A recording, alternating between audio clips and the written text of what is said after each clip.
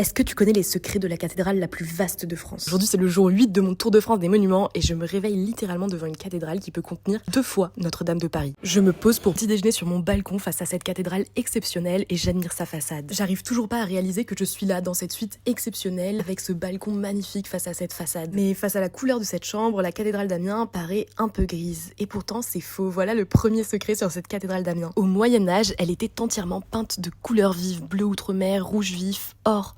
Et certains pigments sont encore visibles aujourd'hui. On le voit sur ce Léviathan ou bien sur ces personnages cultes. C'est toujours fascinant de se dire que nos cathédrales qu'on imagine austères étaient en réalité aussi colorées. Et ça, je l'ai jamais autant vu en réalité qu'à Amiens. Mais il est temps d'entrer pour voir la suite et découvrir une des spécificités de cette cathédrale. Un labyrinthe médiéval.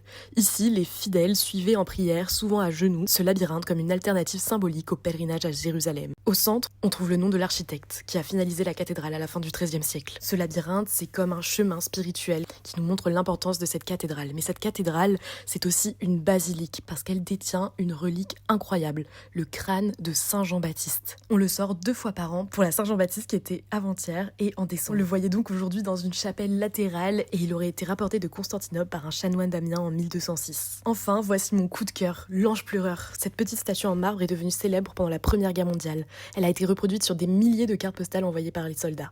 C'est un symbole de deuil mais aussi d'espoir qui est presque devenu universel. Allez, maintenant, on grimpe, il y a plus de 300 marches jusqu'au sommet, mais chaque palier en vaut la peine.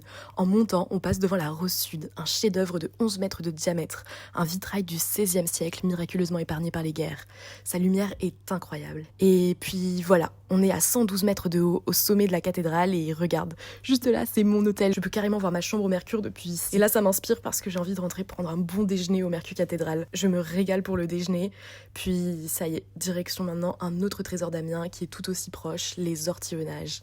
Les ortillonnages, ce sont 300 hectares de jardins flottants. À l'origine, les maraîchers, les ortillons, utilisaient ces parcelles pour nourrir toute la ville. Aujourd'hui, on peut les visiter en barque à cornet, glissant silencieusement entre les canaux. C'est calme, c'est beau et c'est unique au monde. Merci au Mercure Amiens Cathédrale pour l'accueil royal. Je ne peux que vous recommander cet hôtel qui est vraiment magnifique et qui était idéal pour cette étape de mon Tour de France des monuments. Donc maintenant, si vous passez à Amiens, vous savez où rester et vous savez quoi visiter. À demain!